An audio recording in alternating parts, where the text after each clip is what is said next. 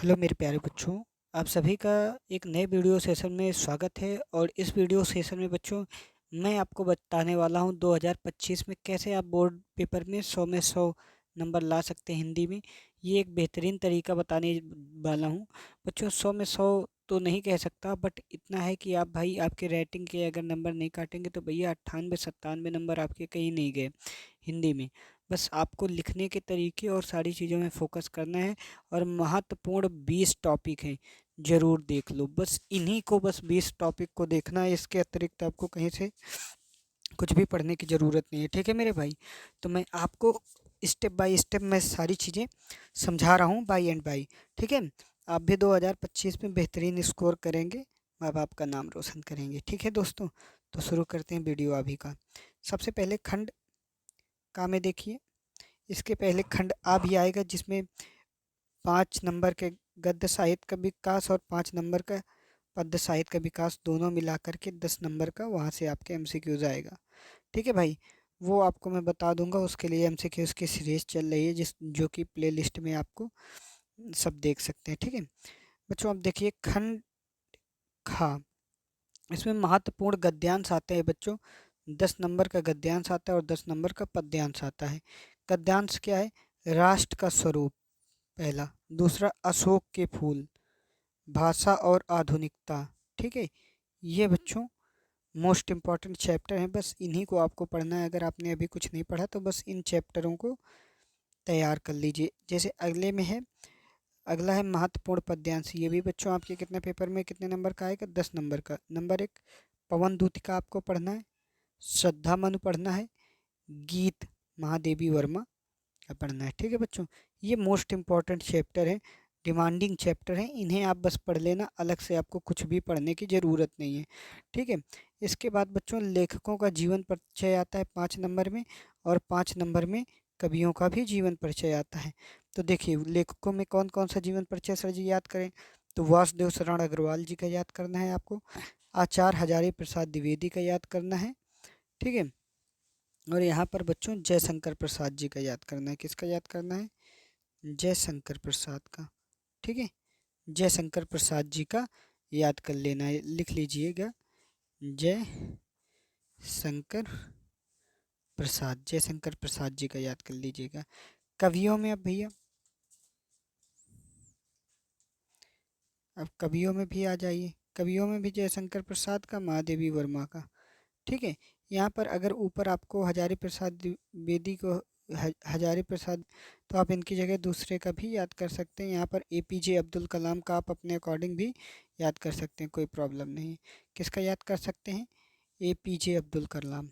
ठीक है, A P J APJ Abdul Kalam ji का याद कर लीजिएगा। ठीक है मेरे प्यारे बच्चों, और यहाँ पर कवियों में महादेवी वर्मा का जरूर याद करिएगा, और जयशंकर प्रसाद जी का जरूर याद करिएगा। ठीक है मेरे भाई, अब ये भी 5 नंबर आपके यहाँ से भी फिक्स हो जाएंगे। ठीक है, ये एकदम बच्चों फिक्स नंबर है, इसमें इसके आगे कुछ होना ही नहीं। पंचलाइट की कहानी, उद्देश्य तथा सारांश, बहादुर की कहानी, उद्देश्य तथा सारांश, ये भी याद कर लेना बच्चों। इन दो में ये दोनों को पढ़ लेना अच्छे से। और लाटी, ध्रुव यात्रा, या हैं तो बहुत सारी कहानी, मगर आपको सिर्फ 2 पढ़नी है। और इन दोनों से ही बच्चों कितने नंबर आपके फिक्स हो जाएंगे? 5 नंबर इधर से ही फिक्स हो जाएंगे। ठीक है, अगला क्वेश्चन है खंड काव्य। खंड काव्य बच्चों भी ये भी 5 नंबर में आता है, जिसमें मुक्तिदूत वगैरह जैसे हुआ करता था हाई स्कूल में। इसमें रस्म रथी, ये सब जिले वाइज है। ये आप अपने विद्यालय देखिए कि आप किस जिले से हैं और आपके विद्यालय में कौन सा बताया गया है। ठीक है मेरे प्यारे बच्चों, ये जिले वाइज होता है। ठीक है, आगे बात करते हैं बच्चों। अगला खंड बा। अब खंड बा में क्या पढ़ना है भैया? संस्कृत महत्वपूर्ण गद्यांश। संस्कृत के महत्वपूर्ण बच्चों गद्यांश आएंगे। ठीक है, ये भी बहुत इम्पोर्टेंट है। और वो वाला जो चैप्टर है, वो जो है, ये 2 चैप्टर बहुत ही इम्पोर्टेंट है, संस्कृत भाषया महत्तम। ठीक है, अगला जो चैप्टर है महामना मालवी। ठीक है, ये 2 चैप्टर आपको हर हाल में एकदम तैयार कर लेने हैं। ठीक है बच्चों, अब श्लोक जो है संस्कृत का महत्वपूर्ण पद्यांश या श्लोक, ये इनमें भैया आपको क्या करना है, सुभाषित, रत्नानी और इसके बाद में जातक कथा, इन दो को एकदम आपको एकदम हर हाल में रेडी कर लेना है, तैयार कर लेना है। ठीक है बच्चों। अब इसके बाद में जिस चीज़ की आपको लगे कि डिमांड है कि सर हमें ये चीज़ बता दीजिए, इस चीज़ पर वीडियो ला दीजिए, तो आप कमेंट बॉक्स में ज़रूर एक प्यारा सा कमेंट छोड़ें, फिर हम उस टॉपिक पर ज़रूर वीडियो बनाएंगे। ठीक है प्यारे बच्चों। अब देखिए 11वां नंबर का टॉपिक है महत्वपूर्ण मुहावरे एवं लोक प्रत्यय। ये पढ़ लेना। ठीक है। इसके बाद में अपठित गद्यांश, ये भी आता है आपके पेपर में। शब्द युग्म, शब्द अर्थ, ये भी। वाक्य संशोधन, ये पढ़ लेना। रस पढ़ लेना। ठीक है। इसके बाहर थोड़ी कुछ आएगा भैया। अब रस में भी कौन कौन पढ़ने हैं? हास्य रस, करुण रस, वीर रस, श्रृंगार रस। ठीक है। श्रृंगार, श्रृंगार रस। ठीक है जी। छंद में क्या पढ़ना है? कुंडलियाँ छंद, दोहा छंद, ये दो पढ़ लेना, ये इन्हीं से हो जाएगा काम। ठीक है। ढेर ढेर नहीं पढ़ने हैं। अलंकार में भी क्या क्या पढ़ना है? उत्प्रेक्षा अलंकार पढ़ना, उपमा पढ़ लेना, रूपक अलंकार पढ़ लेना और यमक अलंकार पढ़ लेना। इसके बाहर से नहीं आएगा। सब ये दो दो नंबर के आते हैं, तो 6 नंबर इधर से भी मेरे भाई फिक्स हो जाते हैं। इसके बाद में पत्र लेखन। अब पत्र लेखन क्या है?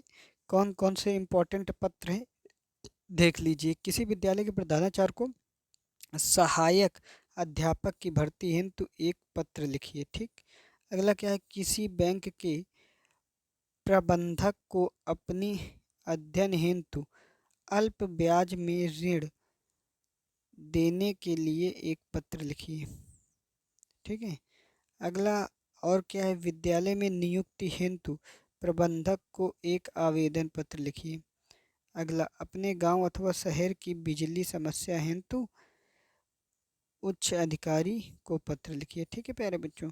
बस इतना आपको कर लेना, और निबंध भी आपको इम्पोर्टेंट बताए जा रहे हैं, जो बस इन्हीं को पढ़ लेना है। निबंध देखिए भैया कौन कौन से महत्वपूर्ण निबंध जो है। प्रदूषण समस्या और समाधान पहला, आतंकवाद समस्या और समाधान, भारत में बेरोजगारी की समस्या, आज़ादी का महत्व, अमृत महोत्सव, नई शिक्षा नीति 2020, गुण दोष, मेरी प्रिय पुस्तक। इतने बस तैयार करके जाइएगा भैया। 9 नंबर के लिए निबंध आता है आपके पेपर में। ठीक है मेरे भाई। कितने नंबर में आता है? 9 नंबर में। और एक इसको भी पढ़ लेना, वर्तमान समाज में नारी की स्थिति। ठीक है।